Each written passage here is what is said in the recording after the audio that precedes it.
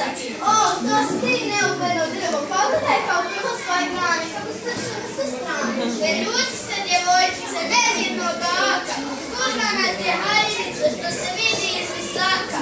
Ma ko mi veli, pored je svakog dana, kako jako naborani, a sve po grapovog trupa ima jedna ružna crna rupa. Tam je rupa služi da se veverica u nju skrije kada vani kiša lije. I tako su pričali djevojčica i drvo. Nauči jedno drugo manje. Sve u stilu. Ti si dobar, ti si loš.